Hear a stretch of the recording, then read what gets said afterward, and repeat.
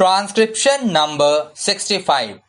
The Honorable Member who has just spoken has dealt with certain wider questions which appear to me to go beyond the scope of the present bill, which is a short bill before the House. The House will remember that when this commission was appointed, they were entrusted with two tasks. One was to examine the whole income tax procedure and suggest ways and means to avoid or prevent evasion in future. Secondly, they were to examine specific cases which were referred to them. What the Honorable Member has been saying really refers to the first part, that is the wider question.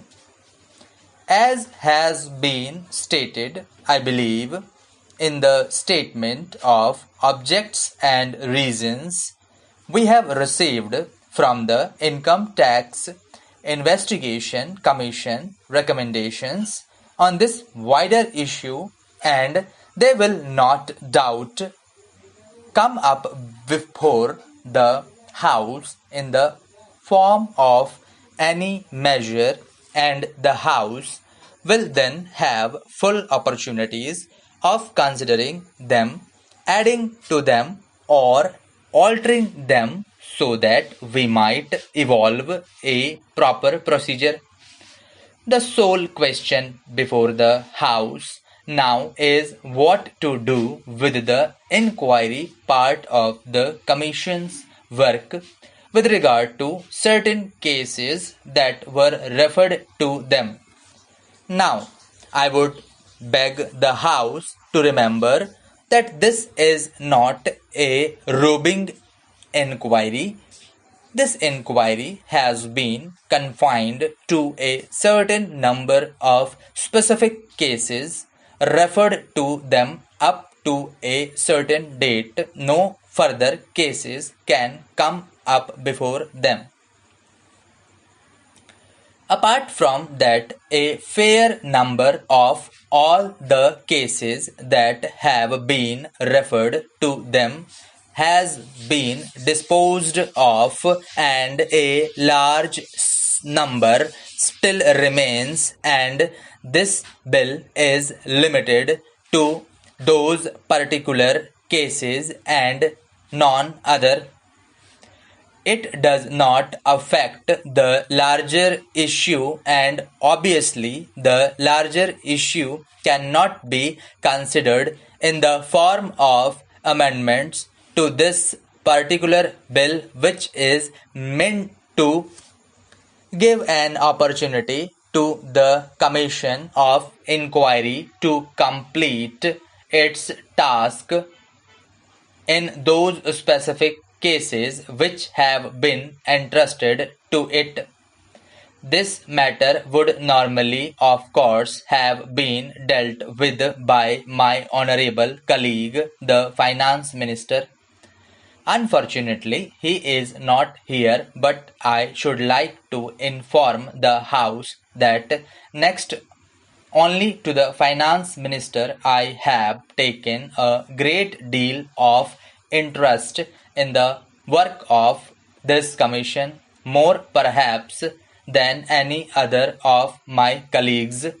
Of course, the Finance Minister will be better able to deal with it. I have also been fairly closely connected with the matter in the sense that I have attached great importance to this work, and I have occasionally had talks with the members of the commission to find out how they were getting on.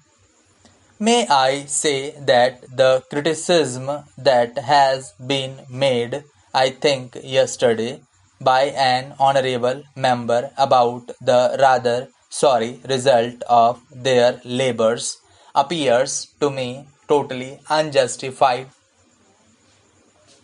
I feel their labors have resulted in very substantial and very good results. They have labored under great difficulties, and in spite of that, they have proceeded calmly and steadily with their work in the highest judicial traditions. And the House will remember that the chairman of this commission is one of our most eminent and respected judges of India. We attached great importance to the fact that a commission of this kind must have men of the highest ability and integrity, and we are fortunate in finding such a man in Mr. Bradachari. Anything entrusted to a judge of that high standing with his lifelong experience of the bench is bound to be carried out in a judicial manner. The House can be sure of that.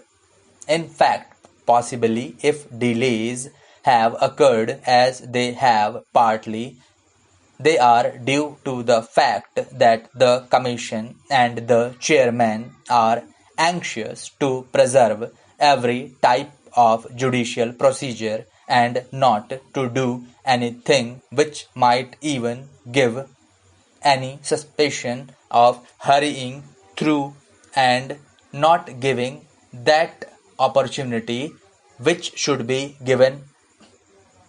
If the House could see the decisions that they have given, they are tremendously long, 70, 80 or 100 pages. They have carefully given every opportunity and have come to certain decisions. Most of these decisions also, I would like the House to remember, are ultimately by consent. Now, the difficulty in dealing with such matters through, let us say, the income tax department, which is the normal way of dealing with them, has been that they cannot deal with them both judicially and at the same time informally. They have to be formal. Their rules govern them, and the people concerned do not like that particular process. They do not welcome it. They do not go there easily unless they are compelled by law to go there. They do come, at least relatively, with this reluctance to this inquiry commission, because the inquiry commission can deal with them formally, and informally can come to deal with them informally, can come to terms with them, almost any terms that they consider just and proper, which the income tax department cannot easily do always in this manner. Thank you.